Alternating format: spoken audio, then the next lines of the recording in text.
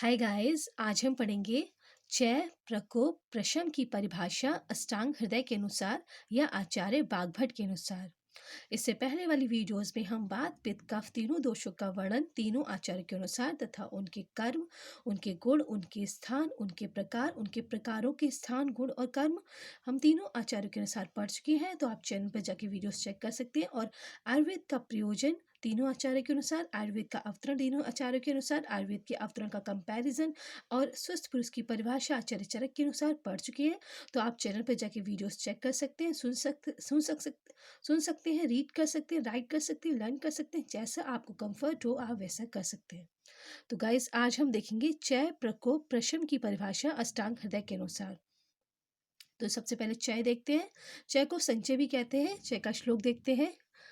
चयो वृद्धि स्वधाम्यन्येव प्रदेशो वृद्धि है तेषु विपरीत गुणन इच्छा च। इसका रेफरेंस है अष्टांग हृदय सूत्र स्थान के 12 चैप्टर, जिसका नाम है दोष वेदीय अध्याय का 22 एंड 23 श्लोक। ठीक है गाइस, तो हम श्लोक के प्रत्येक शब्द का अर्थ देखेंगे। चयो वृद्धि स्वधाम्यन्येव, अपने ही स्थान पर। स्वधाम्यन्येव, स्वधाम्यन्येव, एव मतलब होता है एव है, ये एक ही मात्रा है। वह एव मतलब होता है ही। स्वधाम्य, स्व मतलब अपने, धामिनी अपने ही स्थान पर। वृद्धि, वृद्धि मतलब इंक्रीमेंट होना। चय, तो इसे चय कहते हैं। और चय होता किसका है? बात पित्त कफ का चय इन श्लोक में बताया जा रहा है। तो बात पित्त कफ का अपने ही स्थान पर वृद्धि होना, और तो उसको चय कहते हैं। श्लोक का मीनिंग देख लेते हैं। दोषों की अपने स्थान में वृद्धि चय कहलाती है। अब इसको थोड़ा डीपली समझते हैं। जैसे कि बात पित्त कफ है, अगर ब्रॉड व्यू में देखें, वैसे तो तीनों आचार्यों ने अलग अलग बताया, लेकिन ब्रॉड व्यू में जो तीनों के स्थान है वो पक्वाशय के नीचे होता है वात का स्थान, पक्वाशय और अमाशय के मध्य में होता है पित्त का स्थान, और अमाशय के ऊपर होता है कफ का स्थान। तो वात की अगर वृद्धि हो रही है, वात का एक्यूमुलेशन या इंक्रीमेंट उसके अमाउंट में हो रहा है, तो वो पक्वाशय के नीचे अपने ही स्थान में रहकर होना, उसे कहते हैं चय। अगर पित्त का हो रहा है तो पित्त का इंक्रीमेंट पक्वाशय और अमाशय के मध्य में रहकर अपने ही स्थान में रहकर पित्त का इंक्रीमेंट होना, वृद्धि होना, उसे कहते हैं चय। कफ का इंक्रीमेंट हो रहा है तो ऊर्ध्व स्थान यानी कि अमाशय से ऊपर रहकर कफ का अमाउंट में वृद्धि होना, इंक्रीमेंट होना, उसे कहते हैं कफ की चय या संचय। ठीक है गाइस। अब इस दोषों के चय का लक्षण, दोषों के चय का लक्षण, अगर कोई पेशेंट हमारे पास आता है और वो कहता है, वो उसको हम डायग्नोस करते हैं किसी बातों की, जो वात पित्त कफ है उनकी वृद्धि हुई है, तो हमें पता कैसे चलेगा? तो उसके लक्षण, जो साइन एंड सिम्टम्स होंगे, वो देखते हैं। प्रद्वेषो वृद्धि हेतेषु, वृद्धि कराने वाले हेतु मतलब जो कारण है उनसे द्वेष हो जाना। तो वात पित्त कफ है, उनकी जो वृद्धि कराने वाले आहार और विहार है उनसे द्वेष हो जाना। दोषों के चय के लक्षण क्या है? दोषों की वृद्धि करने वाले आहार विहार के सेवन के प्रति द्वेष। तो दोष की वृद्धि, सपोज करो वात की वृद्धि हुई है, पक्वाशय के नीचे अपने स्थान पर उसकी वात की वृद्धि हुई है, तो वात की इंक्रीमेंट करने वाले, वात को बढ़ाने वाले आहार विहार, आहार मतलब फूड आइटम्स, विहार मतलब जो हमारी डेली एक्टिविटीज है वो। तो वात को बढ़ाने वाले आहार, जैसे कि वात में रूक्षता, लघुता, शीतता और खरता होती है, तो इनको बढ़ाने वाली, इनसे युक्त, इनसे प्रधान जो आहार विहार होंगे उससे द्वेष हो जाएगा। द्वेष मतलब ईर्ष्या, नफरत हो जाएगी, हमारा खाने का मन नहीं करेगा।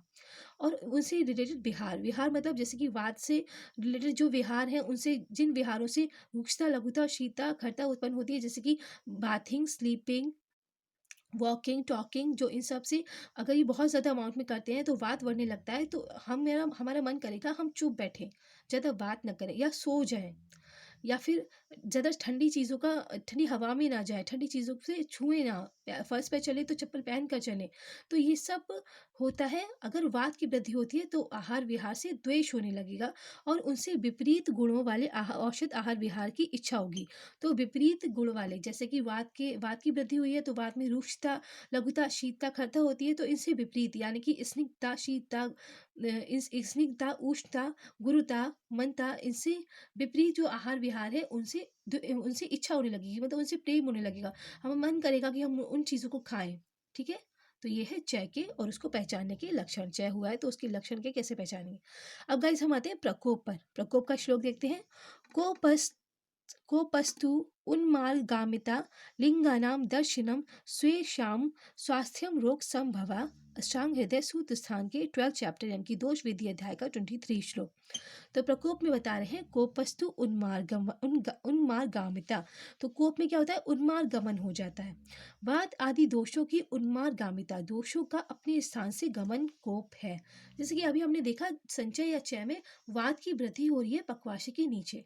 अब वात अपने पक्वाशय अपने स्थान से अगर बॉडी में पूरी बॉडी में फैलने लगे, जैसे कि अमाशय के ऊपर आ जाए, जैसे कि बॉडी में हमारे हेड में चला जाए वात, तो वात का ये उन्मार्ग गमन हो गया, तो ये होता है कोप। वात का अपने स्थान से चय यानी वृद्धि तो उसकी पहले से हो ही चुकी है, लेकिन उन्मार्ग गमन हो जाए, अपने स्थान से वो दूसरे स्थान में चला जाए, उसे कहते हैं प्रकोप। और कोपे दोष अपने लक्षणों को दिखाते हैं। अब जैसे कि वात का अगर प्रकोप हुआ है तो वात से हमारी बॉडी में रूक्षता, लघुता, शीतता, खरता, सूक्ष्मता, चलता, ये बहुत ज़्यादा हमारी बॉडी में बढ़ जाएगी। ऐसे ही अगर पक्वाशय और अमाशय के मध्य में पित्त रहता है, उसका उन्मार्ग गमन, उसका प्रकोप हो जाए, तो वो अपने स्व स्थान, जो उसका स्थान है पक्वाशय और अमाशय के मध्य से, वहाँ से पूरी बॉडी में फैल जाएगा और उससे कुपित होने वाले लक्षण दिखेंगे। जैसे कि उसके लक्षण है स्नेह, थोड़ा सा स्नेह लिए हुए, तीक्ष्णता, उष्णता, लघुता, विषता यानी कि उसमें से गंध आती है। तो ये सब लक्षण हमारी बॉडी में दिखने लगेंगे अगर पित्त का प्रकोप हो जाएगा। ऐसे ही कफ का प्रकोप हो जाएगा तो कफ के गुण है स्निग्धता, शीतता, गुरुता, मनता, तो ये हमारी बॉडी में दिखने लगेंगे पूरी बॉडी में। ठीक है, अब आते हैं प्रशम। प्रशम का श्लोक देखते हैं। स्व स्थानस्थस्य समता विकार संभवा शम। इसका रेफरेंस है अष्टांग हृदय सूत्र स्थान की 12 चैप्टर का 24 उसके। तो स्व स्थान से समता, अपने ही स्थान में रहकर समता दिखाना। समता मतलब साम्य अवस्था में रहना। जो हमारी बॉडी में एक हेल्थी इंडिविजुअल होता है, उसकी बॉडी में जितनी अमाउंट होना चाहिए वात पित्त कफ का, उतना अगर स्व स्थान में रहकर अपने ही स्थान में, जैसे पक्वाशय के नीचे वात है तो वात अपने ही स्थान में रहकर इतने अमाउंट में जितना हेल्थी मीडियम में होना चाहिए, तो वो होता है प्रशम। एक पक्वाशय और अमाशय के मध्य में पित्त है जनरल व्यू में, तो पित्त का उतना अमाउंट जो कि हेल्दी मीडियम में होना चाहिए उतना रहे और अपने स्थान में ही रहे, तो वो है प्रशम पित्त का। ऐसे ही कफ का, कफ अमाशय से ऊपर रहता है तो अमाशय से ऊपर ही रहे, अपने स्थान में ही रहे और इतना अमाउंट हो जितना कि हेल्दी इंडिविजुअल में रहता है, तो उसे कहते हैं प्रशम यानी कि क्षमता।